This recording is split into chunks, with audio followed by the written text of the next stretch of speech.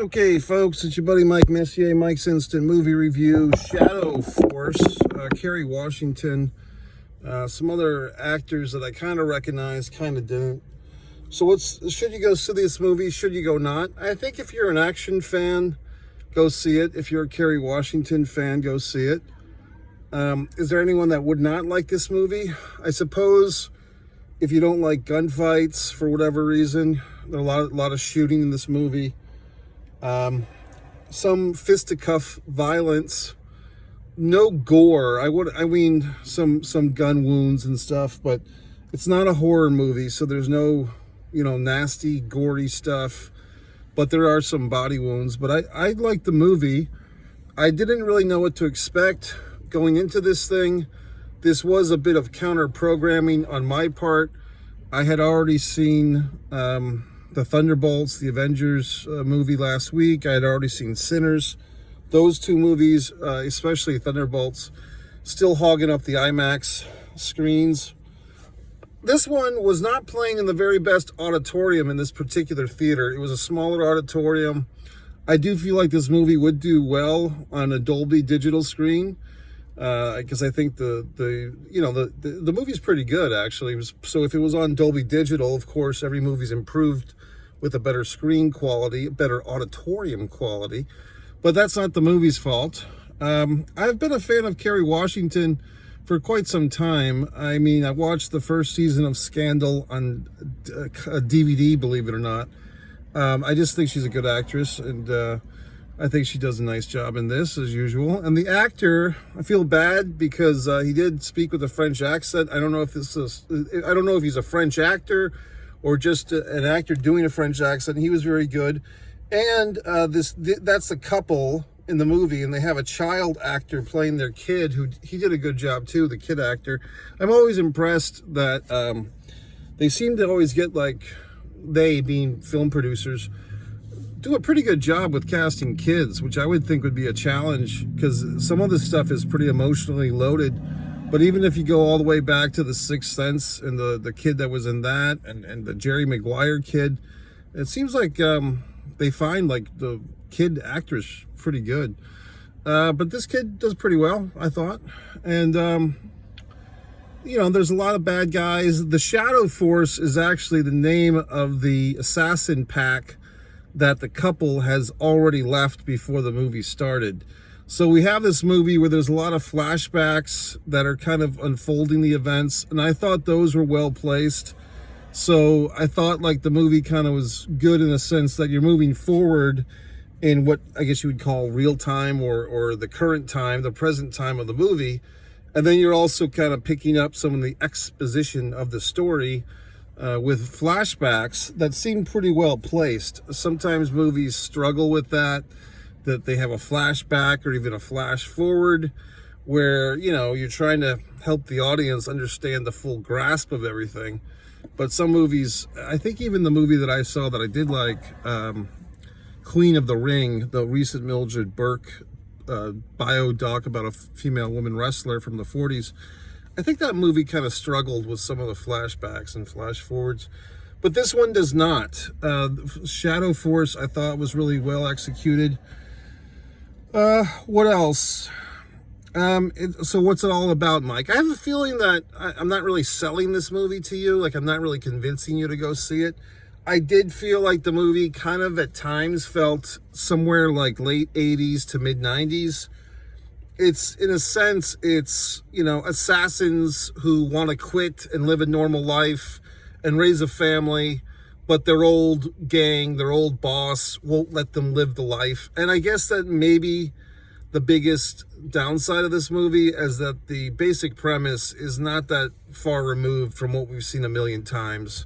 I was even in a film that you can watch on Tubi now called The Mick and the Trick that had that similar type of storyline, like the gangster who wants to leave the group, you know what I mean, and has to kill off his old buddies in order to get his freedom, yada yada. And so we've seen that in a lot of movies. I'm trying to think what other films we've seen, but I mean, that is kind of a cliche now, isn't it? One less, it's always like this. It's always like, one less job and I'm out. Okay, if you say so. I got one more job for you. I said, one more job and I'm out. So we've seen that horse shit a million times. This one, the couple doesn't really have one last job except to kill their former associates who they feel are all coming after them.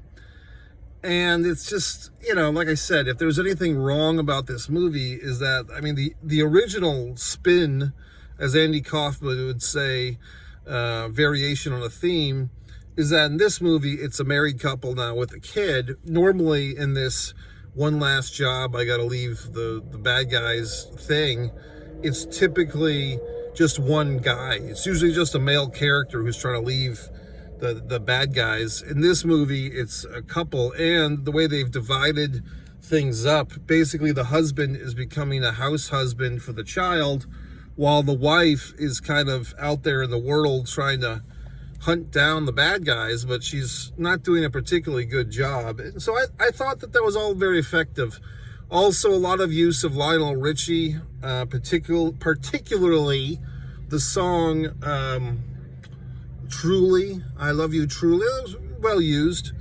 There was a lady in this, I believe she's a female comedian, and I guess her uncle at Unk and Unk, whatever, but it was not Monique. It was another lady of, I don't know what you'd say to say it nicely, stature.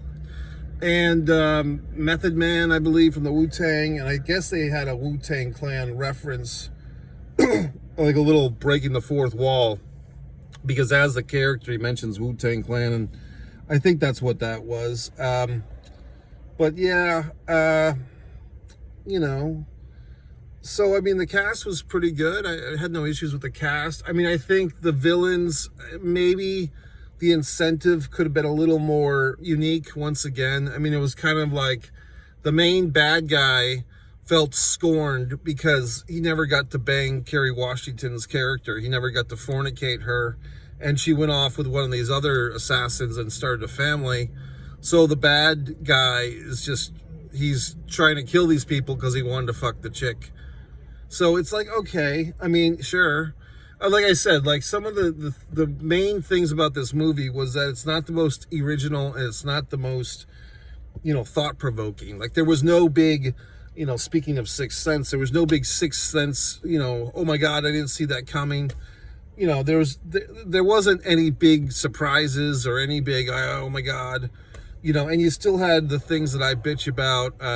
If you watched my other Mike's Instant Movie reviews, I often complain that the lines of dialogue that I'm about to share with you are done in pretty much every movie now.